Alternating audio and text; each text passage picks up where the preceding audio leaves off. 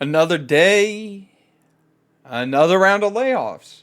This is terrible. I'm telling you, the guys, like right now, this is absolutely atrocious. And this time, it's affecting Discord. So let's go and talk about it. Don't forget, you guys, mash that like button, comment down below. How do you feel about all these massive layoffs that are affecting the tech industry right now? It's just mind blowing. Like it's mind blowing. And subscribe, man. Subscribing really does help out a lot. Let's get into this article. Let's talk about it. Discord lays off 170 employees due to overhiring. Community chat application. Let's just call it like we see it. I don't like how they call Discord now a community chat. Like the people that use it are gamers. Like I don't see my mom getting a Discord. I don't see my dad getting a Discord. I don't see people in their 40s unless you game getting a Discord. Even though, don't get me wrong, it is pretty cool how you can navigate through and join different Discords with people that have similar interests. Let's put it that way. So I guess it's more of like it's a more tame Reddit, I guess you can call it. Anyways, community chat application company Discord has laid off 170 employees, or 17% of its staff, according to a new report from The Verge. Discord CEO Jason Citron cites overhiring, which has led to the company becoming less efficient in how it operates. The layoffs affect people across various departments. I feel like I said with the Twitch one, the overhiring in the tech industry is definitely from the pandemic. People used a lot of these applications, like a lot during the pandemic to stay connected with each other. Now that we're post pandemic, people aren't using said apps that much anymore because they can actually go out and interact IRL in real life. The Verge obtained an internal memo from Citron sent to employees announcing the layoffs, which have already happened. That memo explained why the layoffs were happening, when affected employees would receive the email telling them that they no longer have a job, and follow-up meetings for those who remain at the Discord. Like I've said before, it's terrible. Like when it comes to layoffs, when it comes to stuff like this, companies don't inform you. They just like, see you later, man. Have a great life. But yet, they're real quick to be like, oh, I can't believe you didn't turn in your 2 week notice. So that's why I always tell people when you're looking to quit, you're looking to go, move on, do whatever. You don't have to give a 2 weeks notice. You could just bounce, man. Because at the end of the day, the companies don't give a shit as long as they get what they are looking for, and they'll drive you into the ground and not look twice about it. We grew quickly and expanded our workforce even faster, increasing by 5x since 2020. Citron writes in the memo, as a result, we took on more projects and became less efficient in how we operate. Today, we are increasingly clear on the need to sharpen our focus and improve the way we work together to bring more agility to our organization. That's code for, hey man, thank you for your work, but we don't need you. And they have, I will admit, increased significantly since 2020. It's crazy because I've had Discord since 2017, I think it was, and just since the pandemic, how much they've exploded, it's just insane. This is largely what drove the decision to reduce the size of our workforce. While it's difficult, I'm confident this will put us in the best position to continue building a strong and profitable business that delivers amazing products for our users and support our mission for years to come. See, this is something that I don't understand, is that they're not saying what departments they're cutting from, why they're cutting said jobs. They're just like, they're looking to run more lean.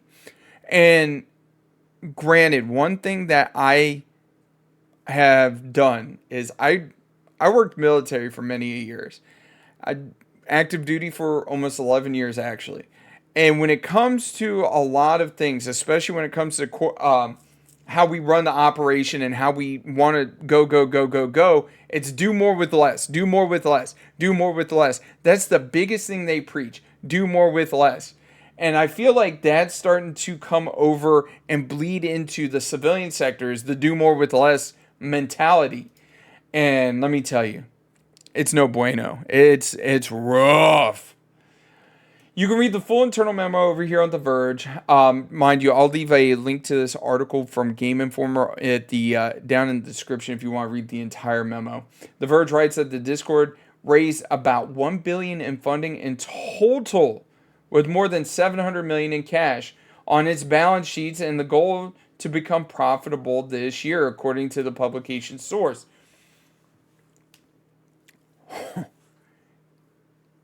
They raised $1 billion with $700 million cash on hand, and they want to be profitable this year.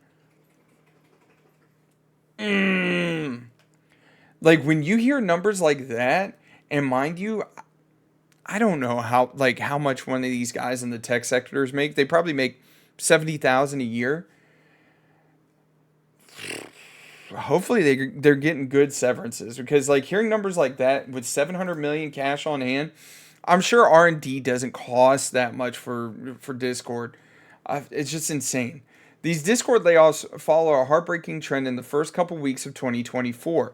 This is the part of the article where it's like massively doom and gloom. Yes, I read the articles before I go into it, and mind you, some of the things they're about to discuss, I've already made videos on. If you want, go back through, check them out. They're talking Unity and Twitch right here. Unity is planning on laying off 1,800 employees, which is 25% of their entire workforce by the end of March. Twitch is laying off 500 employees, 35% of its workforce already.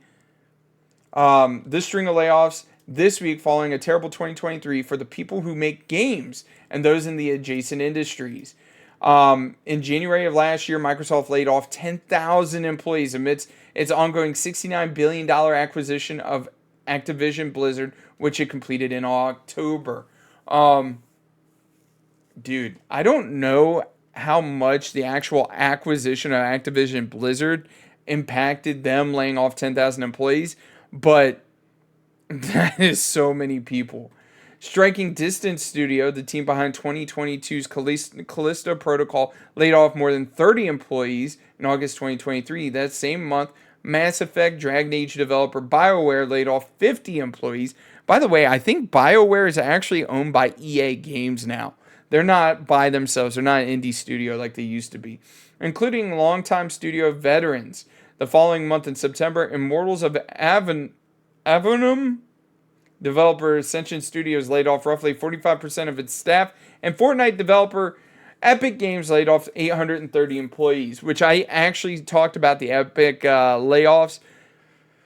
I don't understand why Epic laid off all those people, considering they have record profit margins year on year on year. And I'm talking margins in the hundreds of millions, if not almost billions of dollars. But yet, they have to let employees go. In October last year, Last of Us developer Naughty Dog laid off at least 25 employees, and Telltale Games, which I didn't even know Telltale Games, they're the developers of like The Walking Dead video game. You're looking at Wolf Among Us, The Batman. They did a lot of really good, basically point and click games and story narrative driven games. But it's saying right here, Telltale Games also underwent layoffs, although an actual number of affected employees has not been yet revealed. Dream developer Media Molecule laid off 20 employees in October. In November, Amazon Games laid off 180 staff members. Ubisoft laid off more than 100 employees. Bungie laid off 100 developers. And by the way, Bungie's actually owned by, whatchamacallit, Sony. 505 Games parent company Digital Bros laid off 35% of its staff. You ready for more negativity? Let's go. In December, Embracer Group closed its reformed Time Splitter studio, Free Radical Designs, and earlier in the year, Embracer closed Saints Row developer Violation Games, a studio with more than 30 of its development in history. 30 years of development history. A few weeks before that winter holidays, Dungeons and Dragons and Magic the Gathering owner Hasbro laid off 1,100 employees, which I don't see how Hasbro really is in the gaming market. They're more of like tabletop stuff. So it's just one of those things. The game industry will surely feel the effects of such horrific layoffs for years to come.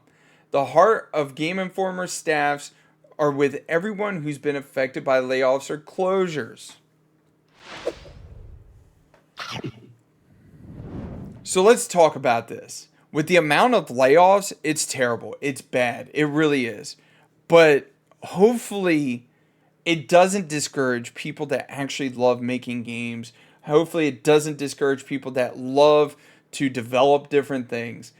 Because let me tell you, sometimes stuff gets really shitty, and trust me, I understand it 155 million percent.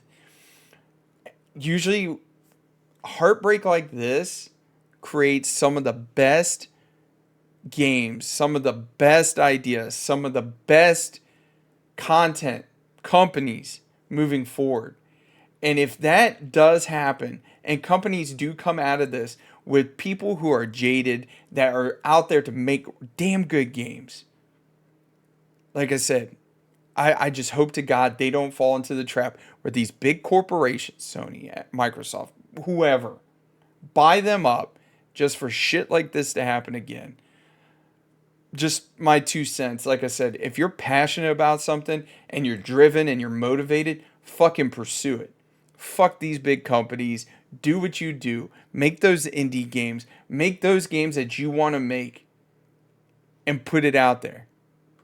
Anyways, you guys have a wonderful day. Don't forget, mash that like button, comment down below. How do you feel about this subject? Because, like, this is a heavy one. There's a lot, and I mean a lot going on in the game industry, and it really, really sucks. Have a wonderful day, and I'll catch you later.